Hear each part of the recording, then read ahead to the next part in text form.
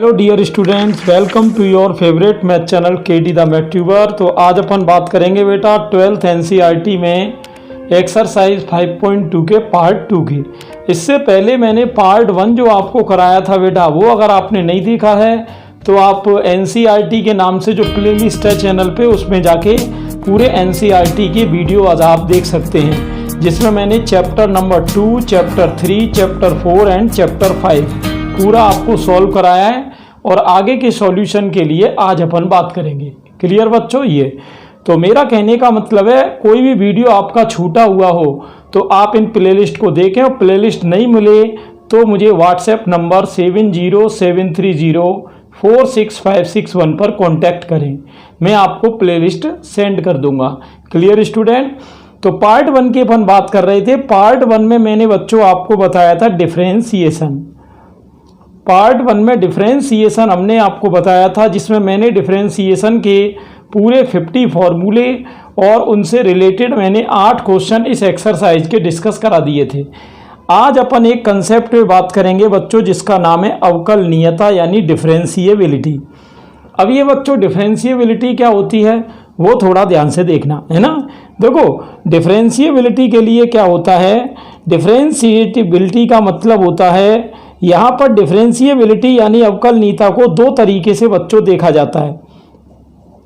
एक तो ये कि अगर किसी बिंदु पर किसी फलन का अवकलज या डेरिवेटिव विद्यमान है तो वो फलन अवकलनीय माना जाता है। क्लियर? कैसे? देखो, मैं आपको पूरा पहले कंसेप्ट समझाऊंगा, उसके बाद एग्जाम्पल, तब क्वेश्चन।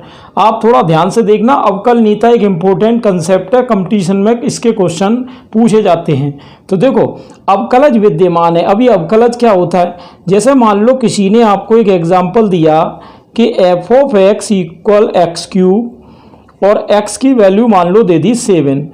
अब वो आपसे ये पूछ रहा है कि इस बिंदु पर ये फलन अवकलनीय है या अनअवकलनीय है। तो देखते हैं इस बिंदु पर ये फलन अवकलनीय होगा या अवकलनीय नहीं होगा। तो उसके लिए करते क्या है बच्चों, इसका डिफरेंशिएशन करेंगे यानी एफ डैश निकालेंगे। तो जब आप डैश निकालोगे तो एक्स क्यूब का क्या हो जाएगा 3x², और ये वैल्यू 7 आप इसमें रखोगे। तो 7 अगर हम रख के देख रहे हैं यहाँ पर, तो हम देख रहे हैं ये आपका 147 आ रहा है, जो कि एक रियल नंबर है। और अगर आपका जो एफ डैश है, डैश ये जो निकल के आया बेटा, इसी को कहते हैं अवकलज। इंग्लिश में कहें तो इसको हम कहते हैं डेरिवेटिव। ठीक इस तरीके से ये। तो अगर किसी फलन का अवकलज किसी बिंदु पर रियल नंबर आ जाए तो इसको विद्यमान बोला जाता है, और ऐसी स्थिति में ये फलन इस बिंदु पर हम कहेंगे अवकलनीय। अवकलनीय कहेंगे इसको। ठीक। और अगर इंग्लिश में कहें इसको तो हम इसको बच्चों कहेंगे डिफरेंशिएबल। क्या कहेंगे बच्चों? इसको डिफरेंशिएबल कहेंगे। बात क्लियर है? ये पूरी पिक्चर है। ठीक बेटा? अब आप कहोगे सर ऐसा भी हो सकता है कि ये अवकलनीय नहीं हो सकता है। वो एग्जाम्पल पर डिपेंड है। देखते हैं एग्जाम्पल क्या हो सकता है। चलिए एग्जाम्पल पर एक बार और ट्राई करके देख लें। इसी का एक सेकंड एग्जाम्पल देखो। अब हम अनअवकलनीय का एग्जाम्पल देखेंगे। जैसे मान लो एफ ऑफ एक्स इक्वल, अभी मान लो 1/x-7 है और x की वैल्यू 7 है। मैंने x की वही वैल्यू ली है जो ऊपर ली है। ठीक, वही 7 यहाँ है, वही 7 यहाँ है। फंक्शन दूसरा है। अब आप जानते हो 1/x का जो अवकलन होता है वो -1/x² होता है। जिन बच्चों को ये फॉर्मूले नहीं मालूम, उनको कंफ्यूज होने की ज़रूरत नहीं है। वो पार्ट 1 में जाके वो 50 फॉर्मूले पहले याद कर लो, तब आप इस वीडियो में आओ तो ज़्यादा आपको समझ में आएगा। चलिए अब ये 7 इसमें रख दो। तो F dash 7 equal -1/x, x की वैल्यू कितनी बेटा 7, 7 - 7 0, 1/0 आपका हो गया इन्फिनिटी। तो आप देख रहे हो कि अब की बार जो ये वैल्यू आई है वो एक रियल नंबर नहीं आई। तो अब अगर रियल नंबर नहीं आए, अवकलज का मान रियल नहीं हो, वास्तविक नहीं हो, तो बच्चों हम उस पोजीशन को कहेंगे अनअवकलनीय। क्या कहेंगे बच्चों हम उसको? अनअवकलनीय। अनअवकलनीय को कहते हैं नॉन डिफरेंशिएबल। यानी इसका मतलब ये हुआ कि ये वाला फलन तो इस बिंदु पर अवकलनीय था और ये वाला फलन इस बिंदु पर अवकलनीय नहीं है। ठीक, तो एक तो बात ये हुई कि अवकलज की सहायता से हम अवकलनीयता का पता लगा सकते हैं। एक तो बात सिंपल ये है। दूसरा तरीका क्या है बच्चों, अवकलनीयता को चेक करने का जो दूसरा मेथड है वो है आपका ढाल से। ठीक, ढाल को इंग्लिश में स्लोप भी कहते हैं और एक इसका दूसरा नाम है प्रवणता, और आप इसको शुद्ध और कहें तो इसको ढलान भी कहते हैं। ठीक, इस तरीके से तो देखते हैं अब इसमें कैसे आप पता करोगे। जैसे मान लो किसी ने आपको एक एग्जाम्पल दे दिया कि f of x equal sine x। अब वो आपको पूछ रहा है क्या ये फलन अवकलनीय है या नहीं है। तो देखते हैं ये फलन अवकलनीय होगा या नहीं होगा। थोड़ा आप ध्यान से देखना बच्चों, बिल्कुल समझ में आएगा, बिल्कुल टेंशन लेने की ज़रूरत नहीं है। देखो f of x equal sine x, sine x का चलिए ग्राफ बना के देखते हैं। साइन एक्स का ग्राफ आप जानते हो, मैंने आपको कई बार बताया था कि कुछ इस तरीके से ड्रॉ होता है। अब आप देख रहे हो, आप इसके कोई से भी बिंदु पर देखो, चाहे इस पर देखो, चाहे आप इस पर देखो, चाहे इस पर देखो, चाहे आप इस पर देखो, आप देख रहे हो हर एक बिंदु पर जो ग्राफ है वो उसमें ढलान है, एक ढाल मौजूद है, कहने का मतलब। ठीक, अब ये कैसे पता चलेगा कि ढाल मौजूद है कि नहीं। आप ऐसा करो, जिस बिंदु पर भी कोई चेक करने को कहे उस बिंदु पर आप स्पर्श रेखा खींच के देखो। अगर वो स्पर्श रेखा इस x अक्ष के समांतर नहीं है तो समझ जाओ कि वहाँ ढाल है ना। ये तो मैंने आपको यहाँ क्या बताया कि हर बिंदु पर ढाल मौजूद है। तो हर बिंदु पर ढाल मौजूद है, इसका मतलब ये एक अवकलनीय फलन का ग्राफ है। कैसे फलन का ग्राफ है बच्चों, अवकलनीय फलन का। अब आप कहोगे क्या सर ऐसे भी फलन होते हैं जो अनअवकलनीय हो। देखते हैं, जैसे मान लो किसी ने आपको दे दिया f of x equal GI of x। ये GI ऑफ x आप जानते हो, इसको हिंदी में कहते हैं महत्तम पूर्णांक फलन। इसका जब आप ग्राफ देखते हो बच्चों तो आप देखते हो कि इसका ग्राफ कुछ इस तरीके से रहता है। इसका ग्राफ कुछ इस तरीके से रहता है हमेशा, ये ऐसे ही आगे बढ़ता रहता है ना। ये अब आप देख रहे हो ये ग्राफ टूटा हुआ है। टूटे हुए का मतलब है इसमें ढलान नहीं है इस तरीके से। तो अगर इसमें ढलान नहीं है तो हम ऐसे ग्राफ को कहेंगे अनअवकलनीय। अनअवकलनीय, क्लियर इसमें ये। अब ये तो देखो, मैंने आपको अब तक क्या बताया बच्चों, मैंने आपको बताया कि अवकलज निकाल के यानी अवकलन करके भी हम अवकलनीय या अनअवकलनीय का पता लगा सकते हैं, और ग्राफ से भी हम अवकलनीय या अनअवकलनीय का पता लगा सकते हैं। जैसे आपने देखा कि ये ग्राफ लगातार चल रहा है और इसमें ढलान भी है तो ये अवकलनीय है, जबकि ये ग्राफ बीच में टूट रहा है। अगर कोई ग्राफ बीच में टूट रहा है तो वो कभी अवकलनीय नहीं हो सकता, है ना। अब आगे देखते हैं और क्या कंसेप्ट है इसमें। अब आप एक हेडिंग देख रहे होंगे बच्चों, सततता और अवकलनीयता में संबंध। मैंने आपको सततता की पूरी एक एक्सरसाइज करवाई थी 5.1, और जिसके कि पूरे 5 वीडियो हैं। अगर किसी बच्चे ने वो वीडियो नहीं देखे हो तो सततता की 5.1 के पूरे 5 वीडियो वो देख सकता है। उससे उसे पता चल जाएगा कि सततता यानी कंटिन्यूटी क्या चीज़ होती है बच्चों। अब देखिए क्या कह रहा है ये, कि सततता और अवकलनीयता में संबंध क्या है। देखो, जैसे कि मैंने अभी आपको बताया कि कोई भी ग्राफ जब टूट जाता है तो हम उसे अवकलनीय नहीं कहते। क्यों नहीं कहते, देखिए अभी आपको पता चल जाएगा। यहाँ पर आपको एक बात ध्यान रखने की है कि प्रत्येक जो अवकलनीय फलन है, प्रत्येक अवकलनीय फलन, थोड़ा ध्यान देना बच्चों, प्रत्येक अवकलनीय फलन आवश्यक रूप से सतत भी होता है, सतत भी होता है, लेकिन प्रत्येक सतत फलन अनिवार्यतः या आवश्यक रूप से अवकलनीय नहीं होता है। कैसे? इस लाइन का क्या मतलब है बच्चों, ध्यान से देखना। देखो मैं आपके सामने कुछ एग्जाम्पल दूंगा, उससे ये बात क्लियर होगी। थोड़ा आप दिमाग लगाना, ठीक बच्चों। देखो कैसे ये चीज़ कैसे अप्लाई होगी।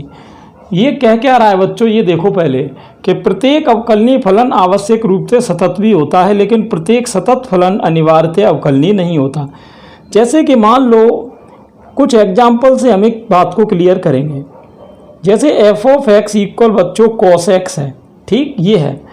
अब कॉस एक्स का ग्राफ आप जानते हो कि कुछ इस तरीके से ड्रॉ होता है, यही होता है कॉस एक्स का ग्राफ बच्चों। अब आप देख रहे हो ये ग्राफ बीच में कहीं भी टूट नहीं रहा और हर जगह इसमें ढलान भी है, चाहे आप कहीं भी देख लो हर जगह इसमें ढाल भी मौजूद है। तो ये ग्राफ आप देख रहे हो कि सतत भी है और अवकलनीय भी है, सतत भी है और अवकलनीय भी है ना।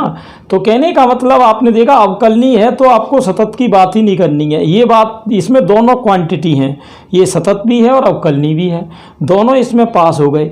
चलिए एक और एग्जांपल देखते हैं बच्चों कि और कौन सा ग्राफ हो सकता है। एफ ऑफ एक्स इक्वल, जैसे मान लो मैंने ले लिया आपका मॉड ऑफ एक्स, ठीक, मापांक फलन ले लिया। अब मापांक फलन का बच्चों ग्राफ आपने देखा होगा, मापांक फलन का ग्राफ इस तरीके से वी शेप में होता है ना ये। अब आप ये देखो पहले कि ये ग्राफ कहीं बच्चों बीच में टूट रहा है कि कहीं भी नहीं टूट रहा। इसका मतलब ये ग्राफ सतत तो है, सतत में केवल इतना चेक करना है कि टूट रहा है कि नहीं, तो ये कहीं भी नहीं टूट रहा है, इसका मतलब सतत है। लेकिन आप देख रहे हो कि एक पॉइंट ऐसा है यहाँ पर ये कि इस जगह कोण बन रहा है। कोण कहाँ बनता है? जहाँ दो रेखाएं, दो सरल रेखाएं एक दूसरे को काटती हैं। यहाँ पर आप देखो यहाँ कोई भी सरल रेखा एक दूसरे को नहीं काट रही थी, इसलिए यहाँ कोण बनने का चांस ही नहीं है। लेकिन यहाँ पर कोण बन रहा है, इसका मतलब ये हुआ कि ये ग्राफ अनअवकलनीय होगा, अनअवकलनीय होगा। क्लियर? ये हमेशा ध्यान रखना कि किसी भी ग्राफ में अगर कोणीय परिवर्तन आए तो वो अनअवकलनीय होगा। तो आपने देखा ये सतत तो है लेकिन अवकलनीय नहीं है। क्लियर बच्चों? तो कहने का मतलब ग्राफ में दो बातों का आपको ध्यान रखना है। कौन कौन सी? देखिए, जो अनअवकलनीय ग्राफ होता है बच्चों, अनअवकलनीय, उसकी दो मेन क्वालिटी हैं अनअवकलनीय ग्राफ की। एक तो या तो वो बीच में कहीं टूट रहा होगा, उससे आप पता लगा लेना कि वो अनअवकलनीय है। दूसरा उसमें ये होगा कि कोण बनेगा, कहीं ना कहीं एंगल क्रिएट होगा, है ना, इस तरीके से जैसे यहाँ आपने देखा। तो ये दोनों सिचुएशन इस बात की हैं कि ये ग्राफ क्या है? अनअवकलनीय।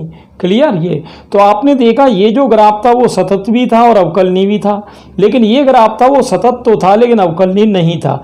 इसीलिए मैं कह रहा था कि प्रत्येक सतत फलन अनिवार्यतः अवकलनीय नहीं होता है, यानी सतत फलन अवकलनीय हो भी सकता है और अवकलनीय नहीं भी हो सकता।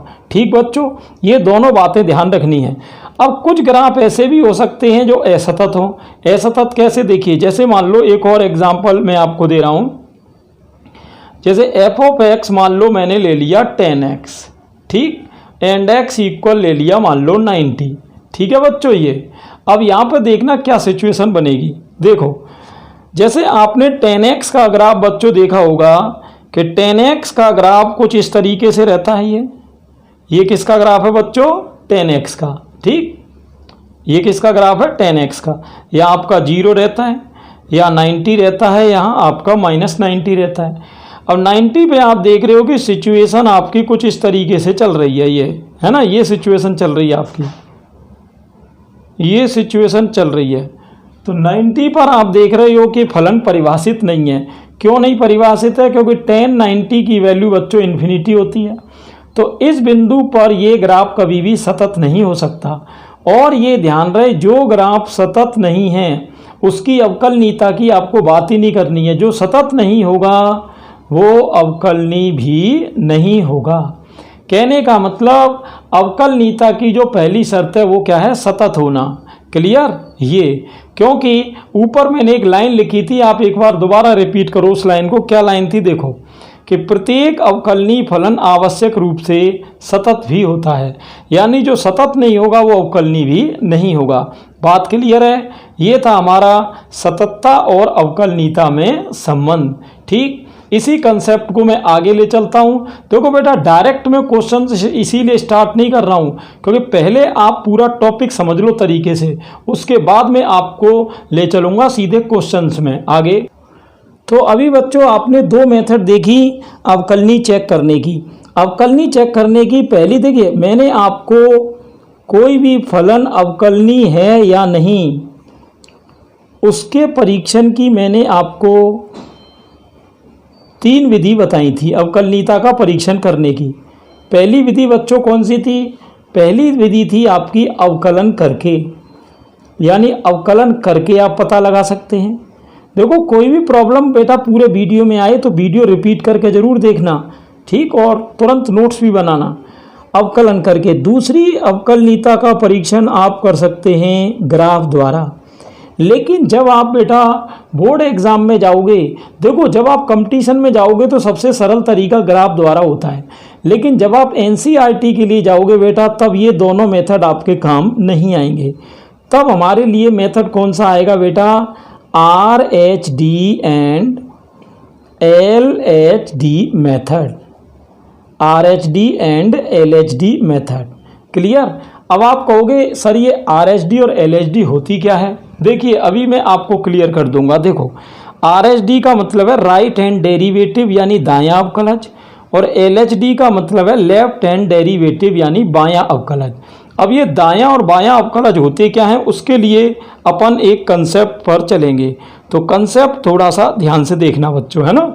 देखो, जैसे मान लो y equal F of x आपका कोई फलन है और x इक्वल ए कोई वैल्यू है। आपको ये चेक करना है कि ये x इक्वल ए पर ये फलन अवकलनीय है या नहीं है। तो आप क्या करोगे, उसके लिए आप ग्राफ ड्रॉ करोगे। जैसे मान लो सपोज करो कि आपका ग्राफ कुछ इस तरीके से ये चल रहा है, ठीक, और यहाँ कोई बिंदु है x इक्वल ए। अब ए के ऊपर जो सिचुएशन रहती है बच्चों ये होती है एफ ऑफ ए, इसे कहते हैं फंक्शनल वैल्यू यानी फलन का मान। और इसके जो दाईं ओर, जैसे मेरे देखो राइट हैंड इधर है और मेरा लेफ्ट हैंड इधर है, तो राइट हैंड इधर है, तो ये जो लाइन आपको दिख रही है इस लाइन को कहते हैं RHL यानी राइट हैंड लिमिट यानी दाईं सीमा। और इस RHL को जो ग्राफ बता रहा है उस ग्राफ में आप एक ढाल देख रहे होगे। इसके जो ढाल का जो गणितीय मान होता है उसको कहते हैं RHD, यानी RHD तो ढाल को कहते हैं बेटा, और RHL ये जो लाइन जा रही है यानी ग्राफ को जो लाइन बता रही है उस ग्राफ को कहते हैं RHL।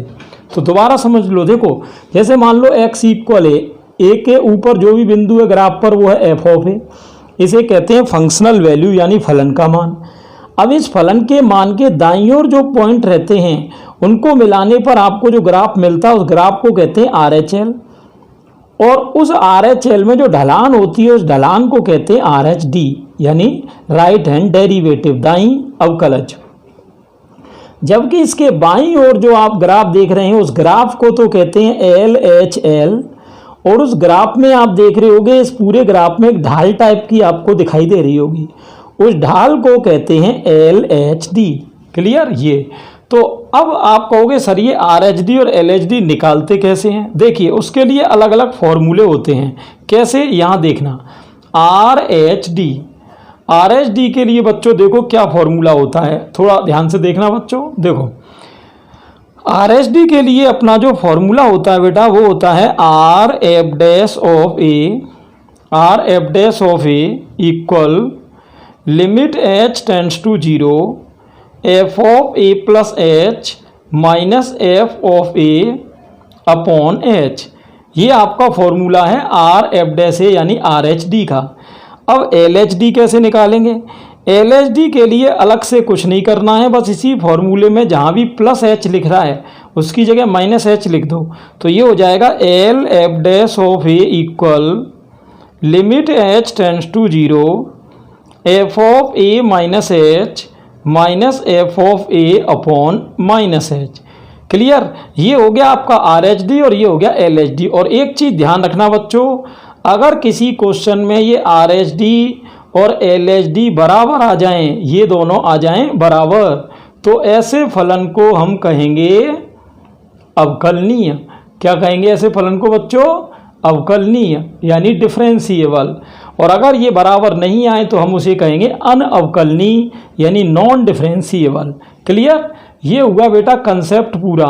अब मैंने आपको 3 मेथड बता दिए। कौन कौन से बच्चों? देखो, अवकलन करके, ग्राफ द्वारा, इनके एग्जाम्पल भी करा दिए। लेकिन RHD LHD का कंसेप्ट तो पूरा हो गया, एग्जाम्पल नहीं हुए। चलो मैं इसका एक एग्जाम्पल देखता हूँ, फिर आपको ले चलूँगा सीधे एक्सरसाइज में। जैसे देखो बच्चों, ये आपका आ गया f(x) = x², x = 3। आपको ये चेक करना है कि ये फलन जो है x², ये x = 3 पर अवकलनीय है या अनअवकलनीय है। ठीक, तो चलिए देख लेते हैं इसमें क्या है। सबसे पहले मैंने आपको बताया था हमें तीसरे मेथड RHD और LHD से करना, बोर्ड एग्जाम में वही काम है ना। चलिए अब देखते हैं इसको कैसे करेंगे। तो सबसे पहले अपन करते क्या बच्चों, जैसे ही हमको कोई वैल्यू दिखाई दे तो 3 मान हमको निकालने, f(a), f(a + h), f(a - h)। आप कहोगे सर ये a कहाँ है? a बेटा ये रही 3, तो f(3), 3 + h और 3 - h। ठीक बच्चों। अब f(3), तो ये देखो 3 को x की जगह रखो तो 3 का स्क्वायर यानी 9 हो जाएगा। अब x की जगह इस 3 + h को रख दो बेटा उसी में, तो रखो 3 + h को, 3 + h का होल स्क्वायर, तो होल स्क्वायर खोलेंगे तो ये हो जाएगा 9 + h² + 6h। ये पूरा सिस्टम हो गया। चलिए 3 - h, इसको यहाँ रख देते हैं। 3 - h का होल स्क्वायर खोलेंगे, 3 - h का स्क्वायर, तो 3 का स्क्वायर हो गया 9 + h² - 3 दूनी हो गया 6h। तो ये हो गया आपका f(a), ये हो गया f(a + h) और ये हो गया f(a - h)। ठीक बच्चों। अब आप कहोगे सर ठीक है, इन्हें तो निकाल लिया, अब क्या करना है? अब बेटा ये दोनों निकालने हैं, ये रहे RHD और LHD। ध्यान से देखना, RHD का फॉर्मूला मैंने बताया था, RF' = limit h tends to 0 f(a + h) - f(a/h)। अब आप समझ गए होंगे कि मैंने ये वैल्यू पहले क्यों निकाली थी, ताकि अब मैं इनको डायरेक्ट रख दूं। तो f(a + h) कितना है? 9 + h² + 6h माइनस f(a) कितना है बेटा? 9 अपॉन में h, 9 से 9 गया, h का दोनों में भाग दे दो, h का दोनों में भाग दोगे यहाँ बचेगा h + 6 और लिमिट लगाओगे तो h तो 0 में हो जाएगा, यहाँ बच जाएगा 6। अब इसकी RHD तो आ गई 6। अब देखते हैं क्या LHD भी 6 आएगी क्या? तो LHD देखना ध्यान से। ठीक बेटा, ये देखो वीडियो बिल्कुल मैं क्लैरिफिकेशन से बना रहा हूँ बच्चों। फिर भी आपको ऐसा लगे कि वीडियो में कोई और भी सुधार होना चाहिए तो आप वो सजेशन मुझे कमेंट बॉक्स में ज़रूर लिख कर बताएं। तो नेक्स्ट वीडियो में उस सजेशन को मैं अप्लाई करने की ज़रूर कोशिश करूँगा। चलिए देखते हैं LF' से क्या होगा बच्चों। देखो ध्यान देना, LF' = limit h tends to 0 f(a - h) - f(a/-h)। चलिए अब आपको ज़्यादा कुछ करने की ज़रूरत है नहीं। f(a - h) का मान ये रहा, देखो ऊपर मैंने पहले ही निकाल दिया था, ये रहा 9 + h² - 6h, यही है ना। चलो बच्चों ये ले आओ यहाँ, 9 + h² - 6h माइनस f(a) का मान कितना बच्चों? ये रहा 9 और अपॉन में क्या चल रहा है? -h, तो 9 से 9 गया आपका। यहाँ देखना इसमें -h का भाग दो आप, -h का जब दोनों में भाग दोगे तो यहाँ बचेगा माइनस का h और प्लस का 6, तो लिमिट लगाओगे तो h तो 0 में जाएगी, 6 आएगी। तो आप ये देखो इसकी RHD भी 6 आई थी और इसकी LHD भी 6 आई है। इसका मतलब RHD = LHD है और ये जो फलन था ये f(x) = x², ये x = 3 पर कैसा होगा बच्चों? ये होगा अवकलनीय। कैसा होगा? अवकलनीय। तो इस तरीके से मैंने आपको बच्चों अवकलनीयता को चेक करने की 3 मेथड बता दी। कौन कौन सी? अवकलन करके, ग्राफ द्वारा, और तीसरी थी RHD and LHD method. Clear बच्चों? तो ये 3 चीज़ें हैं, बिल्कुल ध्यान देना। अब जो NCERT में हमारे लिए काम की है वो है ये RHD एंड LHD।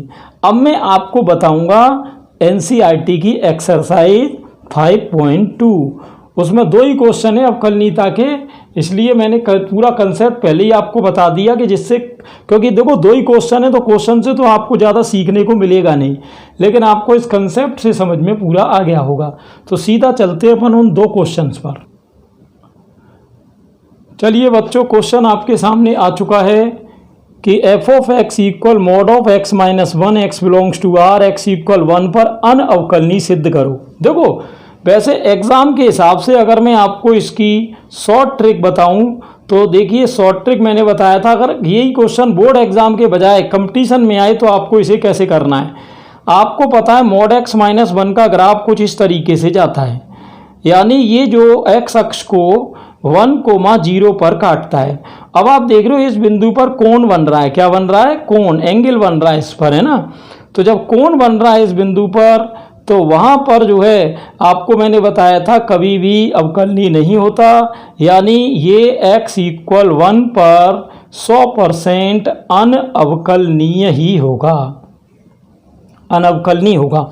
लेकिन हमको केवल ये डायरेक्ट नहीं बताना, ये तो बेटा कंपटीशन की शॉर्ट ट्रिक है, लेकिन ग्राफ का यूज अपन बोर्ड में नहीं कर सकते। बोर्ड में आप चाहो तो साइड में बना सकते हो, लेकिन आपको मेथड से भी करके दिखाना पड़ेगा। तो मेथड क्या है, चलिए वो देखते हैं। क्लियर? तो हम वही टाइप 3 जो है हमारा उससे करने वाले हैं इसको। देखो सबसे पहले करेंगे कैसे। सबसे पहले बच्चों मैं इसको आंशिक फलन में बदलूंगा। आंशिक फलन क्या होता है? देखो मॉड हमेशा ध्यान रखना कि जैसे x इक्वल किस पर खोलना है? 1 पर। तो जब भी आप 1 या 1 से बड़ी वैल्यू लेंगे तब तो ये प्लस में खुलेगा, तो प्लस में खुलेगा तो ऐसे का ऐसे ही रहेगा। लेकिन जब आप 1 से छोटी वैल्यू लेंगे तब ये माइनस में खुलेगा, तो माइनस में खुलने से इसका चिन्ह बदल जाएगा, यानी x माइनस 1 की जगह 1 माइनस x हो जाएगा। इसको कहते हैं आंशिक फलन में बदलना। तो कभी भी मापांक फलन का क्वेश्चन आए तो पहले आप उसे आंशिक फलन में बदलोगे। ठीक बच्चों? ये अब आगे चलते हैं, क्या सिस्टम है देखना ध्यान से। तो चलिए दोबारा समझ लो इसको मैंने कैसे बताया। जैसे x इक्वल 1 है तो आप जानते हो कि जब मैं नंबर लाइन पर जाऊंगा तो 3 तरीके की वैल्यू मिलेंगी, एक तो 1, एक 1 से बड़ी और एक 1 से छोटी।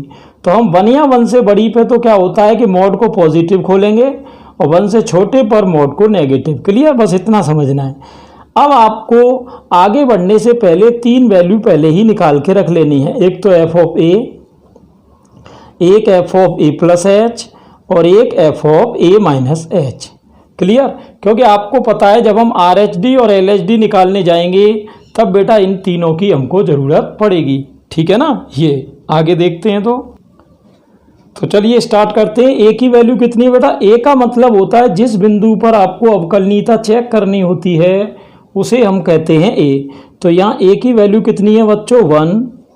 यहाँ हो जाएगा आपका 1 प्लस h और यहाँ हो जाएगा बच्चों 1 माइनस h। ठीक है? ये तो जब फिक्स 1 पर अपन देखेंगे तो फिक्स 1 को इसमें जब मैं डालूंगा तो 1 माइनस 1 क्या हो जाएगा? 0। जब 1 प्लस h को मैं डालूंगा, 1 प्लस h कैसा मान है बच्चों? ये 1 से बड़ा है, यानी x ग्रेटर देन 1 में रखना है इसमें। तो 1 प्लस h ऊपर रखेंगे तो ये हो जाएगा 1 प्लस h माइनस 1, 1 कैंसिल, आपका h आ जाएगा। अब 1 माइनस एच को रख दो। कहाँ रखना है 1 माइनस एच को? आपको पता है 1 में से कोई वैल्यू घटेगी तो 1 से छोटा होगा, यानी x लेस देन 1 होगा। अब आप समझ गए होंगे कि इस आंशिक फलन को हमने क्यों बदला था, क्योंकि हम देख रहे हैं कि अब हम आसानी से चेक कर ले रहे हैं कि किस फलन में मान रखना है। तो 1 माइनस एच को इसमें रखना है, तो 1 माइनस एक्स की जगह क्या रखना है बेटा? 1 माइनस एच। तो माइनस अंदर जाएगी, 1 से 1 कट जाएगा, माइनस माइनस प्लस एच। अब आप ये देखो, ये तीनों वैल्यू आ चुकी हैं। इनको हमें बिना टाइम वेस्ट किए बच्चों किस में ले जाना होता है? RHD और LHD में। ठीक, और अगर इन दोनों की वैल्यू बराबर आएगी तो अवकलनीय होगा और बराबर नहीं आएगी तो अनअवकलनीय होगा। दोनों का फॉर्मूला आपको पता है, RF dash A equal limit h tends to 0 f of a plus h minus f of a upon h. ये तो बच्चों फॉर्मूला है आर एफ डैश ए का, क्लियर। और एल एच डी का क्या है, L F dash a equal limit h tends to 0 f of a minus h minus f of a upon minus h. तो ये दो हैं, ठीक है। चलिए अब इसमें R F dash of a की वैल्यू कितनी है बच्चों, ए की वैल्यू है 1, मैंने पहले ही बताया था आपको। अब इसमें वैल्यू रख दो, आप कैसे रखोगे, limit h tends to 0 f of a plus h का मान ये रहा h minus f of a का कितना है 0 अपॉन में एच। चलिए इधर आ जाओ, L F dash a equal limit h tends to 0 f of a minus h का बच्चों कितना है h minus f of a का मान कितना है 0 अपॉन में बच्चों कितना है माइनस एच। ठीक, ये कंडीशन है। अब चलिए इसी कैलकुलेशन को थोड़ा आगे बढ़ा लेते हैं। यहाँ आप देखोगे कि h में से 0 जाएगा h और h से h कटेगा तो यहाँ आ जाएगा आपका h अपॉन h यानी 1। अब यहाँ h तो बचा नहीं तो लिमिट तो लगेगी नहीं, इसलिए केवल 1 ही आएगा। तो आर एच डी जो आपकी थी बेटा आर एच डी वो तो आ गई 1, ठीक है। ये अब देखते हैं एल एच डी क्या आएगी, लिमिट h टेंड्स टू 0, यहाँ माइनस तो है ही, h का h में 1 आ जाएगा, लिमिट लगेगी नहीं क्योंकि h ही गायब हो गया। आप देख रहे हो आर एच डी तो आई है +1 जबकि एल एच डी आई है -1। इसका मतलब ये हुआ कि R H D is not equal to L H D, यानी आर एच डी और एल एच डी इक्वल नहीं है। और जब आर एच डी और एल एच डी इक्वल नहीं होती हैं इसका मतलब ये है कि ये फलन 100% कैसा जाएगा, अनअवकलनीय होगा। कैसा होगा बच्चों, अनअवकलनीय।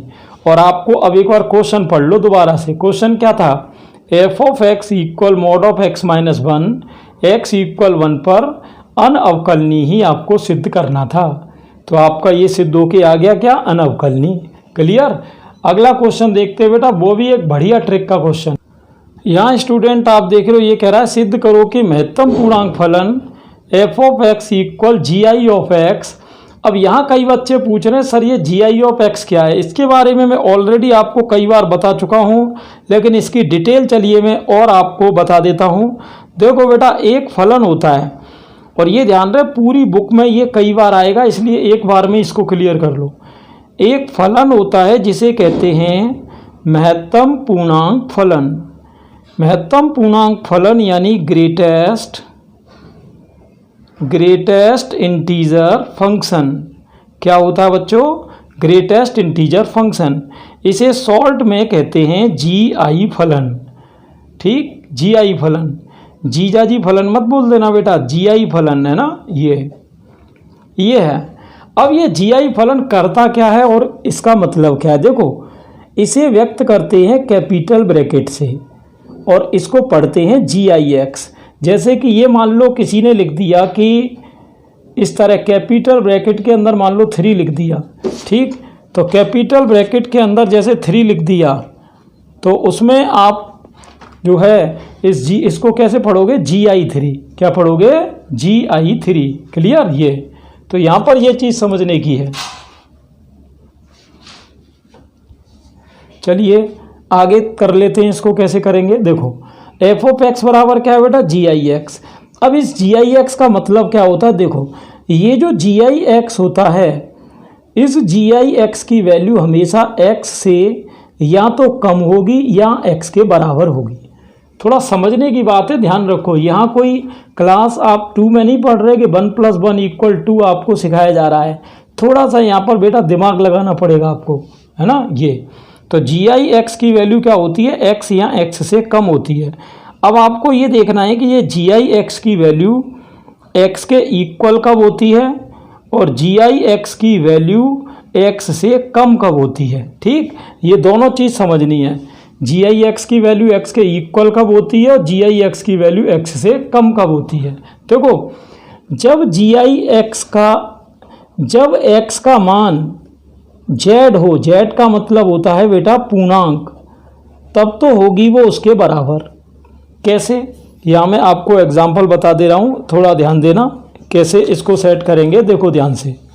जैसे कि मान लो किसी ने आपको एक एग्जाम्पल पूछा कि GI ऑफ 2 की वैल्यू क्या होगी, तो 2 आप जानते हो क्या एक पूर्णांक है, तो इसकी वैल्यू 2 ही रहेगी, यानी बराबर, बिल्कुल बराबर। किसी ने कहा मुझे -3 का GI मान चाहिए, तो -3 का GI मान का मतलब क्या है, महत्तम पूर्णांक मान। तो -3 का GI मान निकालोगे तो ये भी -3 ही होगा। 0, किसी ने कहा 0 का मुझे महत्तम पूर्णांक मान चाहिए, तो वो भी क्या होगा, 0। तो आप देख रहे हो जब x z हो यानी पूर्णांक हो, तब आपको कुछ इस तरह से सिस्टम लेना है। ठीक है, ये चलिए ठीक है, ये 3 वैल्यू हो गई। यानी कहने का मतलब मेरा ये है कि पूर्णांक को आपको u का u लेना है। अब बात करते हैं अपूर्णांक की, यानी अगर आपको GI x के बराबर नहीं लेना, x से कम लेना है, तो वो तब हो पाएगा जब x does not belong to z हो, यानी x की जगह आप एक अपूर्णांक राशि रखें। कैसे, ध्यान देना। जैसे कि मान लो किसी ने एग्जाम्पल के लिए आपसे पूछा कि भाई मुझे GI ऑफ 2.5 का मान चाहिए, तो आप ये देखो, जब भी आपको कोई GI का मान पूछे तो आपको ये देखना है कि संख्या रेखा में 2.5 कहाँ आएगा, तो ये 2 और 3 के बीच में आएगा 2.5। तो आपको करना क्या है, लेस देन का मतलब छोटा पूर्णांक लेना है। तो यहाँ 2.5 से छोटा पूर्णांक कौन सा है, 2, तो इसका आंसर हो जाएगा 2। क्लियर। बड़े पूर्णांक को कभी मत ले लेना। जैसे मान लो किसी ने कहा 2.9 का GI मान क्या होगा, तो वो भी वही होगा। जैसे 2.9 ये देखो किस किस के बीच में आएगा, 2 और 3 के बीच में। तो 2.9 के आगे नहीं जाना है हमको, आना पीछे ही है। और ये ध्यान रहे, इसका जो आंसर होता है महत्तम पूर्णांक फलन का, महत्तम पूर्णांक फलन का आंसर कभी दशमलव में नहीं हो सकता, तो वो होगा पूर्णांक की। तो 2.9 का जब आप महत्तम पूर्णांक मान निकालोगे तो वो भी 2 ही हो जाएगा। मान लो किसी ने आपसे कहा -3.7, तो फिर से आप ये चेक करोगे -3.7 संख्या रेखा में कहाँ आएगा, तो ये बच्चों -3 और -4 के बीच में आएगा। -3.7 लगभग यहाँ होगा। तो अब अगर आप गौर से देखें तो आप ये देखो, इससे बड़ा तो आप ले ही नहीं सकते। आप ये देखो कि -3 बड़ा है कि -4 बड़ा है, तो आप कहोगे सर -3 बड़ा है, तो बड़े को नहीं लेना है, किसको लेना है, छोटे को। तो इसका आंसर होगा -4। इस तरीके से बात कुछ आई समझ में आपके। ये इस तरीके से बेटा आपको महत्तम पूर्णांक फलन के मानों को हल करना है। अब मैं आपको थोड़ा क्वेश्चन के हिसाब से ले चलता हूँ। क्वेश्चन में आपके सामने 2 वैल्यू दी हुई हैं, देखो x = 1 और x = 2।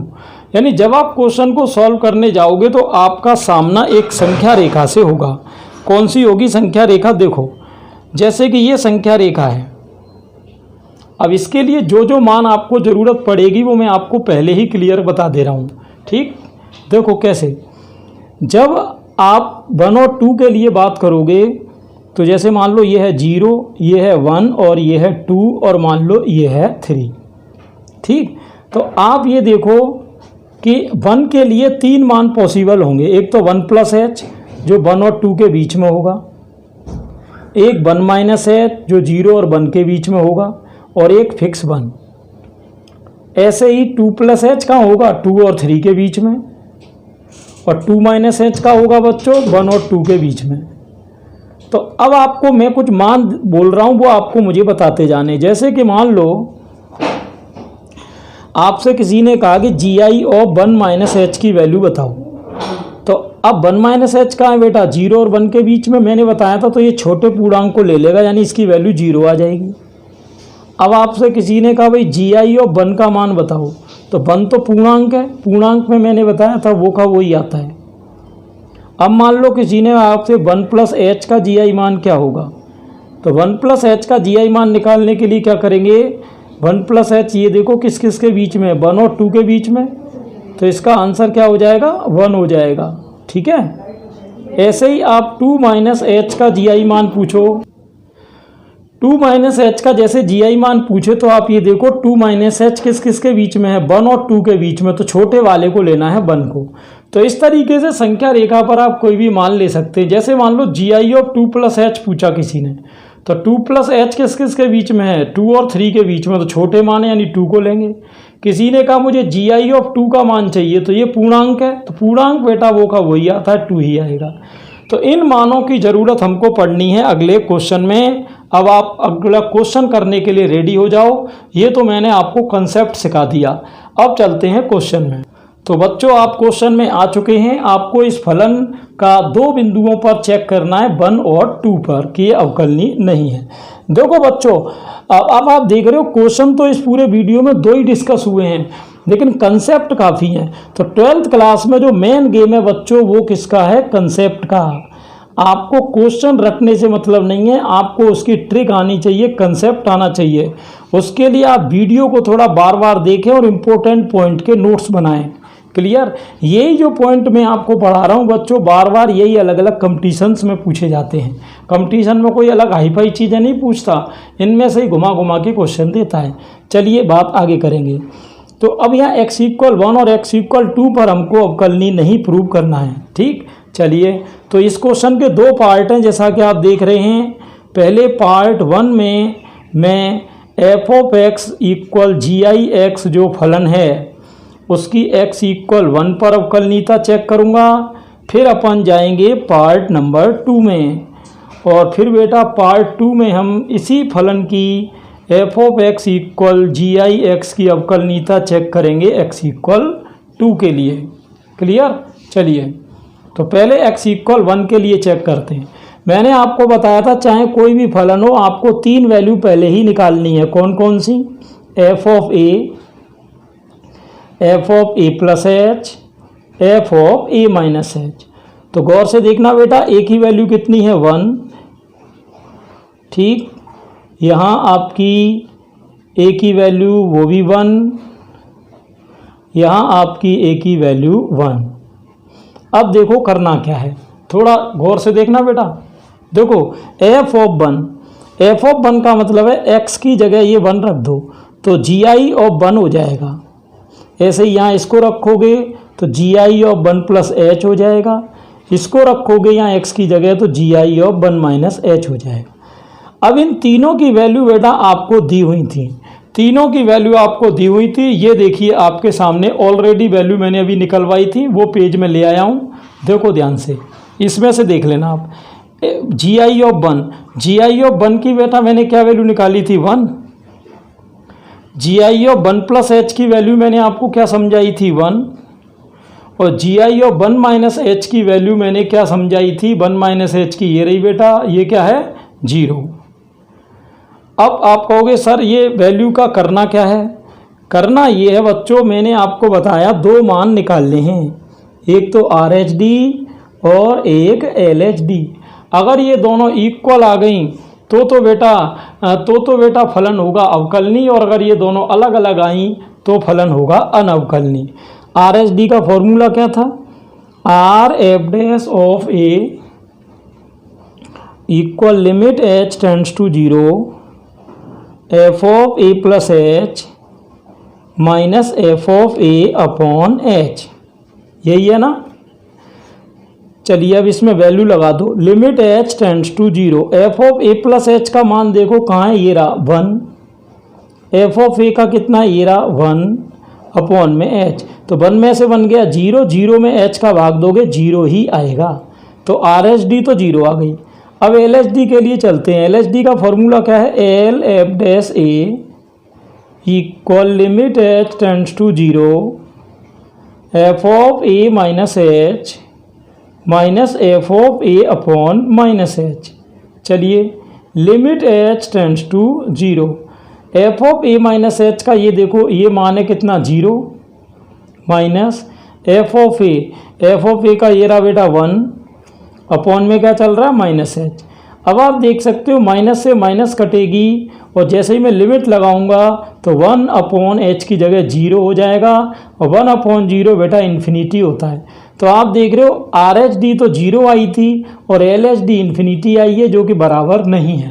और अगर ये बराबर नहीं है तो इसका मतलब हम अभी किस पर चेक कर रहे थे? x=1 पर। तो x=1 पर ये फलन आया अनअवकलनीय, नॉन डिफरेंशिएबल, और आपको भी यही प्रूव करना था कि अवकलित नहीं है। चलिए ऐसे ही सेम तरीके से हम x इक्वल 2 पर इसकी चर्चा करेंगे। तो 2 पर समझना, अगर आपने नहीं सीख पाया हो तो अब बेटा थोड़ा ध्यान से फिर से दिमाग लगाना है और 2 के लिए चर्चा करनी है। ठीक, चलिए, जब आप बेटा 2 के लिए चेक करने जाओगे तो x इक्वल 2 के लिए जब आप चेक करने जाओगे तो आपको फिर से वही 3 मान चाहिए। कौन कौन से बच्चों? f ऑफ a और f of a plus h और f of a minus h। a की वैल्यू कितनी है? 2 है, तो f ऑफ 2 यहाँ हो जाएगा f of 2 plus h, f of 2 minus h। ध्यान देना, f ऑफ 2, अब ये x की जगह 2 रख दो, ये आपका 2 हो गया। x की जगह यहाँ आप 2 प्लस h रख दो यहीं फलन में, और अब आप 2 माइनस h रख दो। अब आप कहोगे सर इनके मान कहाँ से आएंगे? इनके मान मैंने ऑलरेडी आपको सिखा दिए थे। ये देखो, ये आपके सामने आ गया मसाला पूरा, ये आ गया 2 माइनस एच, 2 प्लस एच और 2 का। तो देखो 2 माइनस एच का तो जी आई मान कितना था? 1।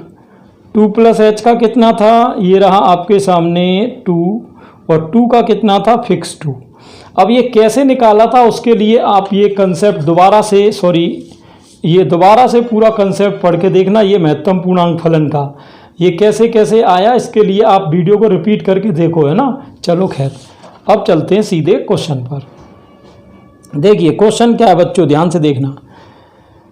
तो सबसे पहले मैंने आपको बताया ज़्यादा दिमाग लगाना नहीं है, हमको आर एच डी और एल एच डी ये 2 के मान निकालने हैं, है ना। ये दोनों मान ही डिसाइड करेंगे कि ये फलन x इक्वल 2 पर अवकलनीय होगा या अनअवकलनीय होगा। चलिए पहले आर एच डी का क्या फॉर्मूला बच्चों? R F dash a equal limit h tends to 0 f of a plus h minus f of a upon h. अब इसमें लिमिट h टेंड्स टू 0 ये वैल्यू रखो। F of a plus h का मान कितना बेटा? 2 minus f of a का कितना? ये रहा 2 और अपॉन में ये रहा h। तो 2 में से 2 जाएगा 0, 0 अपॉन h हो जाएगा बेटा 0। ये आपकी हो गई आर एच डी। अब बात किसकी कर लेते हैं? एल एच डी की। एल एच डी का फॉर्मूला होता है बच्चों L F dash a equal limit h tends to 0 f of a minus h minus f of a upon minus h. चलो इनकी वैल्यू भी आपको दी हुई है। क्या है बेटा? F of a minus H कहाँ है? ये रहा 1। एफ ऑफ ए ये रहा बेटा 2 अपॉन माइनस एच। अब आप देख सकते हो 1 में से 2 जाएगा -1, माइनस से माइनस कटेगी, यहाँ हो जाएगा 1 अपॉन एच। अब लिमिट लगाओ, तो लिमिट लगाओगे h की जगह 0 तो 1 अपॉन 0 इन्फिनिटी। अब आप देख रहे हो आर एच डी तो 0 आ रही है और एल एच डी इन्फिनिटी, तो ये दोनों बराबर नहीं आ रही। और जब आर एच डी और एल एच डी बराबर नहीं आ रही, इसका मतलब x इक्वल 2 पर भी फलन बेटा क्या होगा? इस पर भी बच्चों फलन होगा आपका अनअवकलनीय। क्लियर? ये इस पर भी क्या होगा? अनअवकलनीय। बात क्लियर है? तो ये है पूरा सिस्टम बेटा। तो ये था आपका वीडियो 5.2 हो गई आपकी क्लियर। ठीक है ये, और बाकी वीडियोस के लिए बेटा प्लेलिस्ट पर जाना। प्लेलिस्ट नहीं मिले तो मुझे आप व्हाट्सएप पे डिमांड कर लेना या यूट्यूब के कमेंट बॉक्स में लिख देना। और अगर आपको वीडियो बेटा प्रॉफिटेबल लगा हो तो बाकी बच्चों को वीडियो एक बार शेयर कर दें और लाइक एंड सब्सक्राइब ज़रूर करें। और अपनी कोई भी क्वेरी हो, कोई सजेशन हो, उसे कमेंट बॉक्स में ज़रूर लिखें। तो बेटा नेक्स्ट वीडियो में बात करेंगे 5.3 की। Thanks for watching.